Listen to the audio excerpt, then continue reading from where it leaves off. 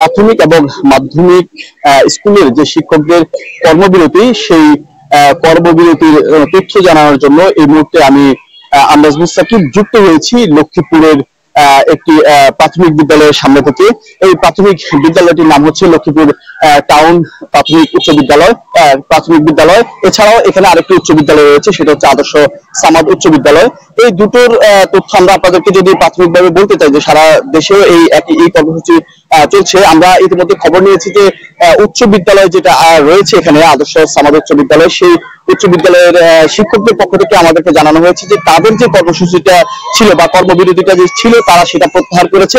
গত 3 দিন তাদের টানা কর্মসূচি ছিল। সেই কর্মসূচির ধারাবাহিকতায় কিন্তু তারা গত 2 দিন কোনো ধরনের পরীক্ষা তারা নিতে পারেনি।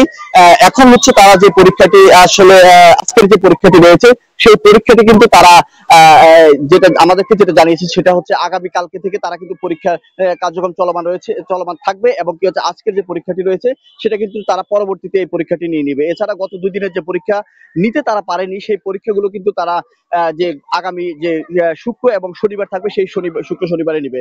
কিন্তু অন্যদিকে ভিন্ন চিত্র কিন্তু রয়েছে প্রাথমিক বিদ্যালয়ে। প্রাথমিক বিদ্যালয়ে আমরা দেখতে পাচ্ছি যে শিক্ষকরা মোটামুটি তাদের অফিস কক্ষে অবস্থান করছে, অন্যদিকে হচ্ছে শিক্ষার্থীরা বাহিরে পরীক্ষা দেওয়ার জন্য অপেক্ষা করছে।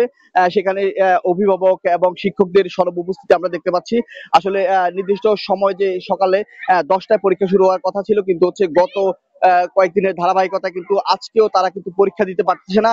আমরা যতটুকু কথা বলেছি এবং যতটুকু দেখেছি যে গতকালকেও কিন্তু এই স্থবির অবস্থা বিরাজ করেছে, এবং শিক্ষার্থীরা যখন পরীক্ষা দিতে এসেছিল ঠিক সেই মুহূর্তে যখন তারা পরীক্ষা দিতে পারেনি, তখন অভিভাবক যারা ছিল তাদের সমন্বয় করে কিন্তু প্রধান শিক্ষক সহ যে অফিসের সহকারী যারা আছে তাদের সমন্বয়ে কিন্তু পরীক্ষা নেওয়ার চেষ্টা করা হয়েছিল।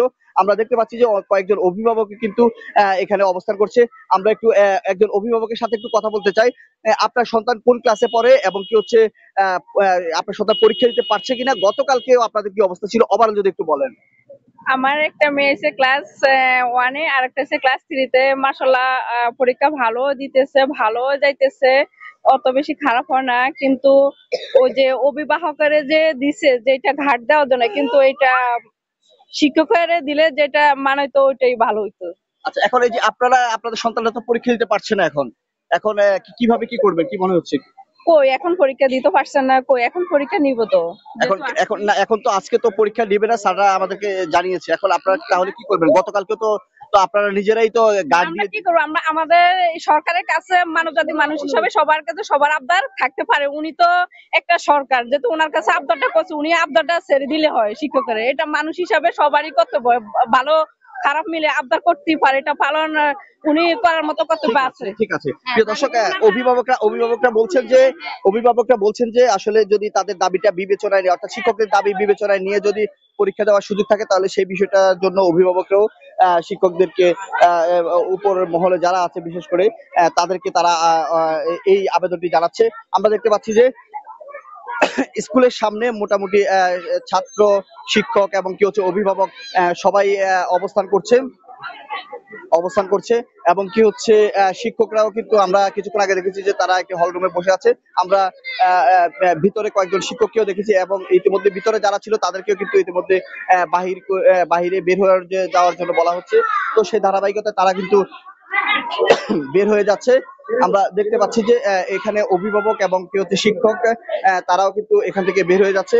অন্যদিকে যদি আমরা যদি এখানে এই বিষয়টা দেখাতে চাই যে এই যেটা টিচারদের যে রুমটি রয়েছে সেই রুমটি কিন্তু ফাঁকা পড়ে আছে। কিছুক্ষণ আগেও কয়েকজন টিচার কিন্তু এখানে বসেছিল, কিন্তু এখন সেই চেয়ার টেবিল গুলো ফাঁকা পড়ে আছে। কিন্তু আমরা এই বিষয়গুলো নিয়ে আসলে এই লক্ষ্মীপুর যে টাউন যে প্রাথমিক বিদ্যালয় আছে সেই বিদ্যালয়ের শিক্ষক যারা আছে তাদের সাথে একটু কথা বলতে চাই। ম্যাম, আমরা একটু আপনার কাছে একটু আসলাম, আমরা একটু লাইভে আছি, ছোট করে যদি একটু বলতেন যে আসলে এই দাবিটুকু মেনে নেওয়া হলে কি আসলে এই যে আপনাদের শিক্ষকরা কি ঘরে ফিরে যাবে বলে মনে হচ্ছে কিনা, বা ওভারঅল যদি বলেন যে আসলে শিক্ষার পরিবেশ পরিস্থিতি কেমন চলছে এখন, আপনি কোনো ধরনের বিপাকে আছেন কিনা? মানে আমি তো আসলে উভয় সংকটে আছি। ঊর্ধ্বতনদের একরকম পেশা থাকে, আর শিক্ষকরা কালকে পর্যন্ত ওনারা কোনো অসহযোগিতা করেনি। আজকে তাদের যেহেতু শাটডাউন, তারা বলছে আজকে তারা পরীক্ষা নিতে দিবে না। এবং দেখেন সবাই বাইরে অপেক্ষা করতেছে। আমি পরিস্থিতি পর্যবেক্ষণ করছি, এখনো সময় আছে, দেখা যাক কি করা যায়। ঠিক আছে, অনেক ধন্যবাদ।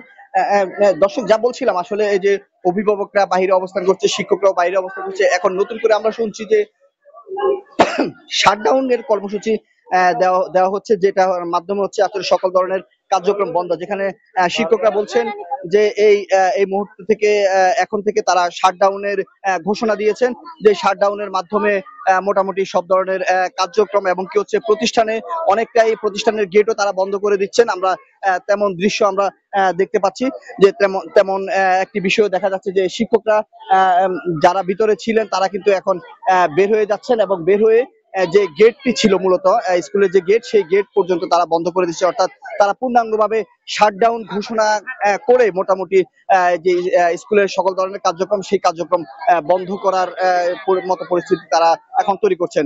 অন্যদিকে তাদের এই পরিস্থিতির কারণে শিক্ষার্থী এবং অভিভাবকরা বড় ধরনের বিপাকে পড়েছেন। তারা পরীক্ষা আছে এটা জেনে তারা স্কুলে এসেছেন, কিন্তু হচ্ছে তারা কোনোভাবে পরীক্ষার অংশ নিতে পারছেন না, শিক্ষার্থীরা পরীক্ষা অংশ নিতে পারছেন না, এবং শিক্ষার্থীদের সাথে থাকা অভিভাবকরা তারা ক্ষুব্ধ প্রতিক্রিয়া ব্যক্ত করছেন এই স্কুলের বাইরে থেকে, বাইরে অবস্থান করে। প্রিয় দর্শক, লক্ষ্মীপুরের এই টাউন যে প্রাথমিক বিদ্যালয়, এই টাউন প্রাথমিক বিদ্যালয়ের সামনে থেকে আমার কাছে এই ছিল শিক্ষকদের কর্মবিরতির সর্বশেষ